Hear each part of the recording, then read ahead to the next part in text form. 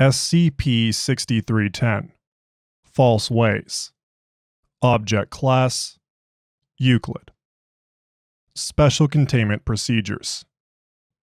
Access into protrusions of SCP-6310 must be monitored and restricted. Possible findings of new protrusions are to be investigated as soon as possible. Experimentation on ways to display information warning about SCP-6310 in a permanent way without being altered is ongoing. Specific procedures for each known protrusion are listed in the respective files below. Description: SCP-6310 is a species of carnivorous vine-like plants inhabiting an extra-dimensional space with properties similar to those of the one housing NX-01, the Wanderer's Library. Instances of SCP-6310 protrude into baseline reality through wormholes that form in the presence of large, long-standing Hume gradients or abnormally high Hume fields, particularly like those in and around places with large amounts of anomalous activity. In addition to the wormholes expanded to serve as entrances into SCP-6310 protrusions, are smaller transient wormholes in the same area that are used to manipulate the nearby environment to attract victims and possibly also to observe the imitated location. All known protrusions of SCP-6310 appear as an approximate copy of a nearby location that is heavily frequented, positioned in a way meant to be easily confused for the real place. These imitations also always contain hazards meant to kill or incapacitate victims, built off of existing contents of the location being copied. Once a victim is dead or incapacitated, dark green vines will emerge from the nearest surface and begin consuming them, first by rapidly absorbing most fluids and soft tissue, followed by absorbing them through the surface, presumably for full digestion. Attempts to signal toward the real location and away from SCP-6310 usually backfire. SCP-6310 exhibit the ability to remotely modify the environment near protrusions in small ways, such as altering the location of warning signs to mislead victims, or making warnings about itself illegible.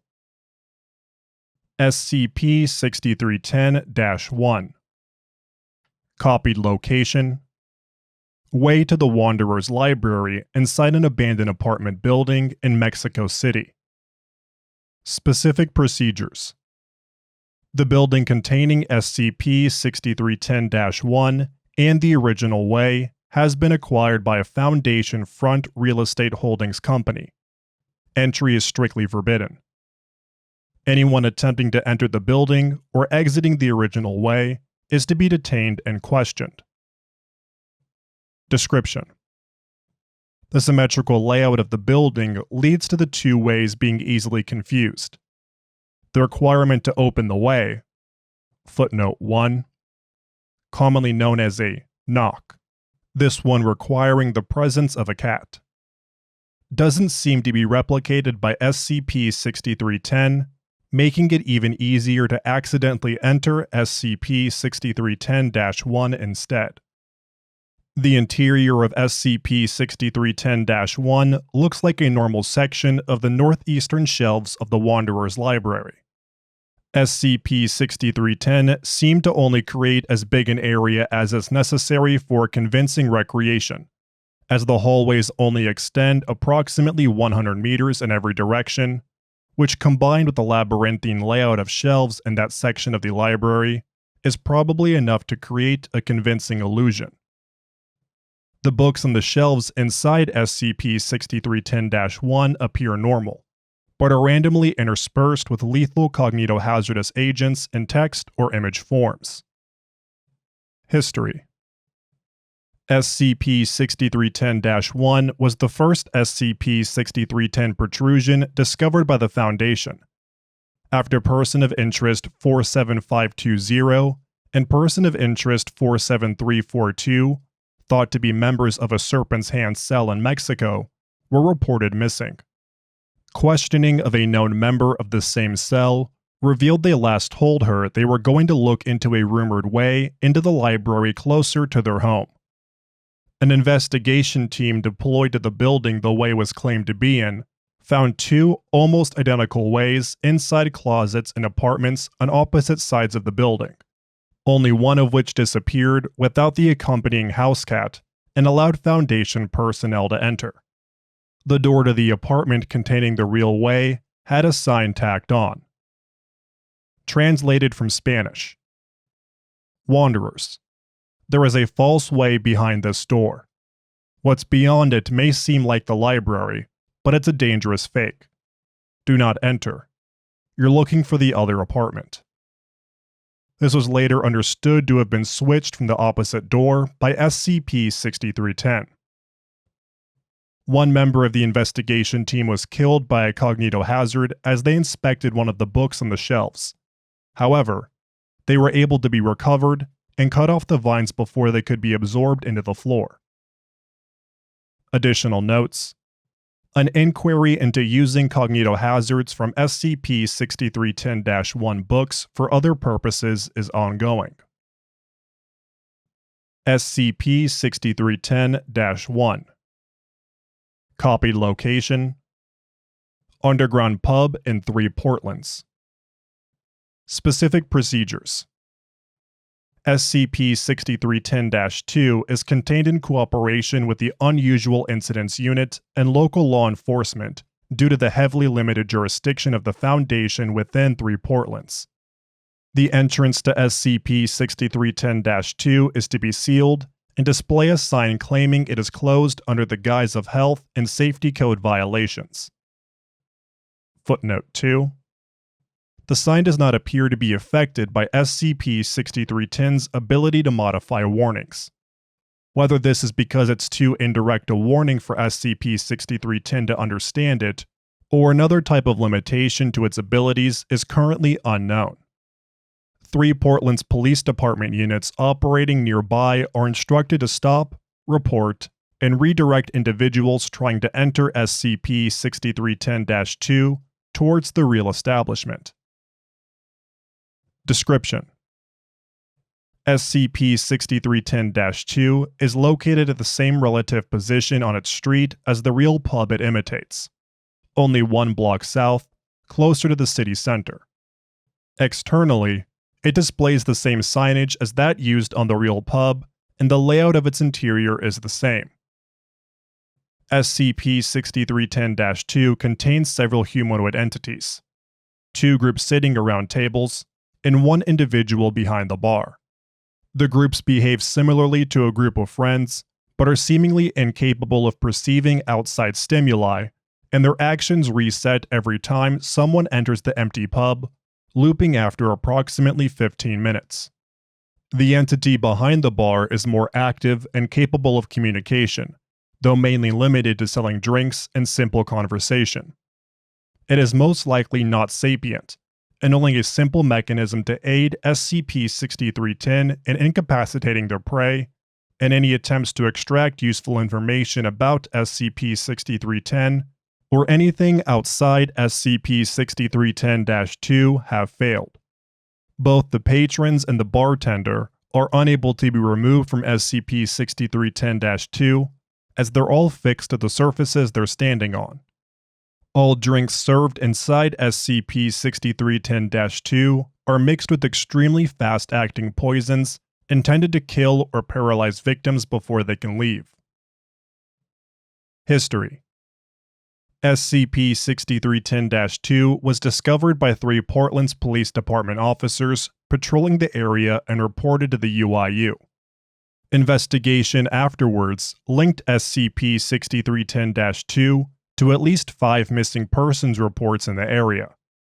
The Foundation was later contacted by the UIU for help establishing containment, and sent samples taken from behind the walls, which seemed to be plant matter. A potential link with SCP-6310-1 was made, and samples were collected, with very similar genetic makeup, leading to the proper discovery of SCP-6310 as a species. SCP-6310-3 Copied location: Site-66 Subterranean Greenhouse Complex. Specific procedures. All personnel employed by or visiting Site-66 are to be informed that Sub-Basement 3 is an administrative floor and not to exit the elevators on the side resembling a containment area. A measure attempted to prevent the back doors of the elevator from opening in Sub-Basement 3 have failed. Description: SCP-6310-3 imitates the Greenhouse Containment Wing. Footnote 3. The main containment area for plant-based anomalies of Sub-Basement 4 on Site-66, appearing on the opposite elevator door to the administrative section on Sub-Basement 3. The interior of SCP-6310-4 is visually identical to the copied location. Within the containment chambers in SCP-6310-3, there are visual copies of several anomalies contained in Sub-Basement 4, such as SCP Redacted, SCP Redacted, and SCP Redacted, though none of them present their usual anomalous properties. When a victim, probably intended to be personnel tasked with upkeep of the plants, enters one of the containment chambers, the door will be automatically shut behind them, and the watering systems will begin rapidly filling the chamber with water, leading to drowning. SCP-6310-4. Copy location: Lobby of a United Nations Administrative Building built on top of a Global Occult Coalition site near Amsterdam, Netherlands. Specific procedures: Containment of SCP-6310-4 is currently managed by the GOC. At least 2 security personnel are stationed outside the entrance to SCP-6310-4 to redirect anyone seeking to enter the building towards the correct entrance. Description: The entrance to SCP-6310-4 takes the form of the entrance to a UN building which contains a GOC site underneath. The interior is the most different from the original location of all known SCP-6310 protrusions, resembling the real lobby, but extended to reach the side of the building SCP-6310-4 is on. The interior is mostly empty, except for a reception desk. SCP-6310-4 will wait for victims to walk in a long enough distance from the entrance before activating GOC turret defense systems, normally reserved as a deterrent for attacks on the site or to neutralize escaping anomalies.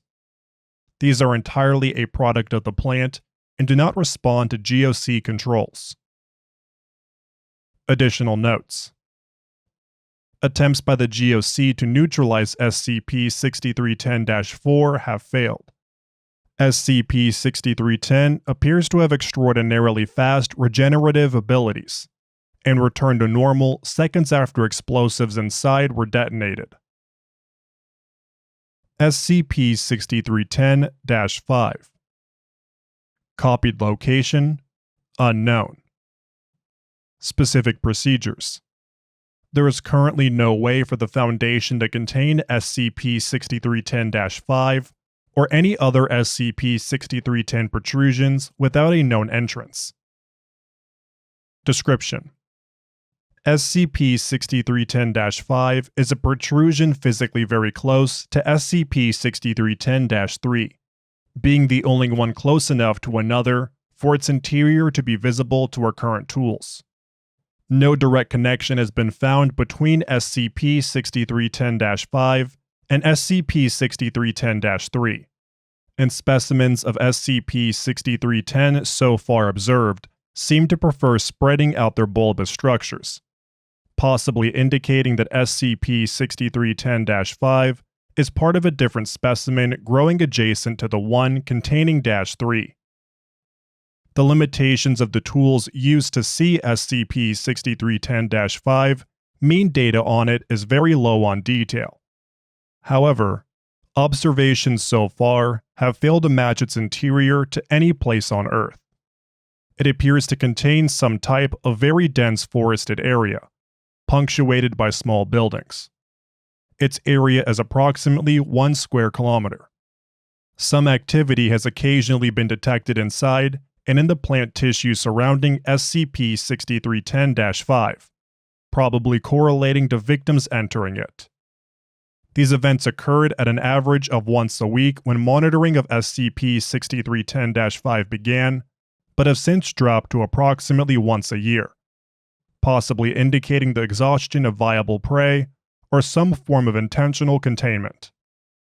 Some distance away from SCP-6310-5, vines and protrusions of the same specimen have been observed slowly drying out and being discarded. This might indicate that instances of SCP-6310 must slowly spread out to find more wormholes to exploit as previous ones run out of or stop attracting prey. SCP-6310-6 Copied location: Chander's Music Shop in Denver, Colorado, over the underground portion of Site Redacted. Specific procedures: the entrance to SCP-6310-6 is to be covered by scaffolding under the guise of renovations. More permanent measures are being considered. Description: SCP-6310-6 is located 2 blocks east of Chander's Music Shop.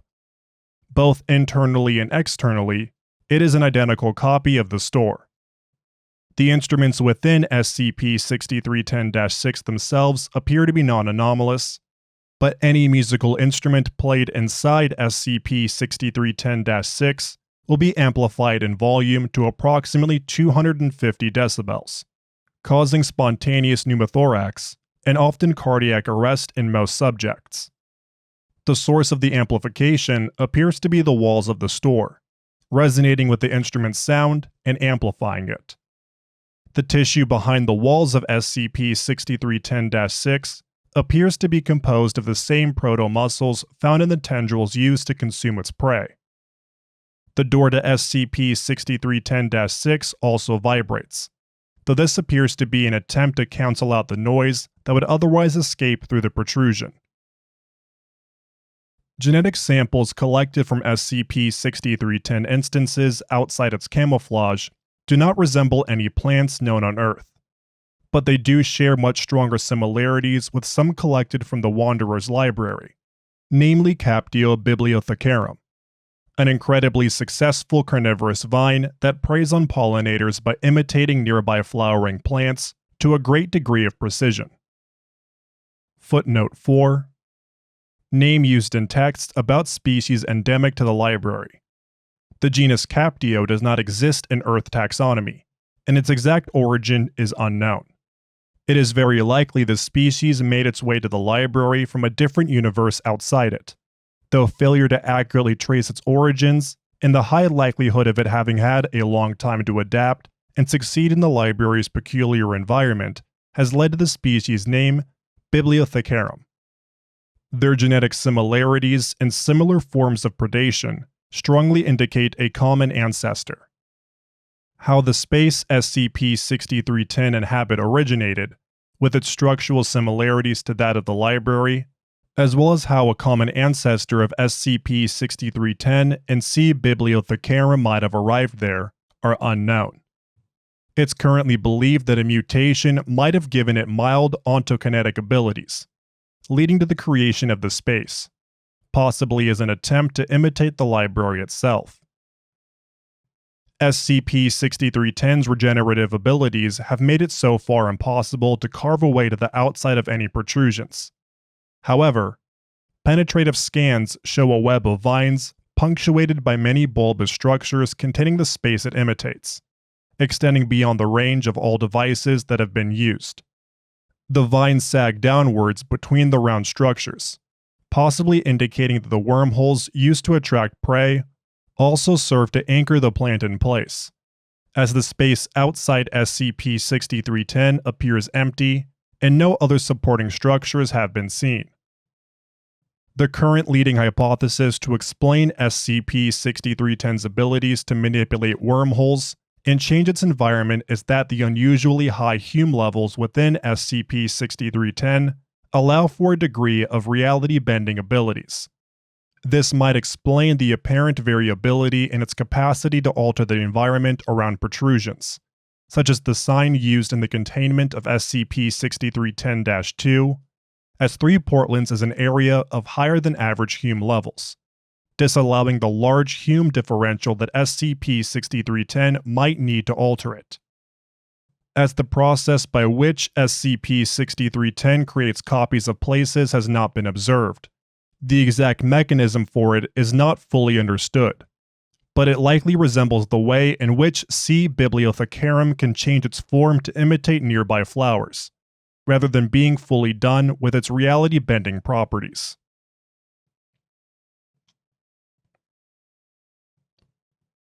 Thank you for listening to SCP-6310 False Ways by ND Dragoon. If you enjoyed this SCP, please like and subscribe, and follow the link in the description to the SCP Wiki, and vote up the article to support the author and the SCP Wiki as a whole.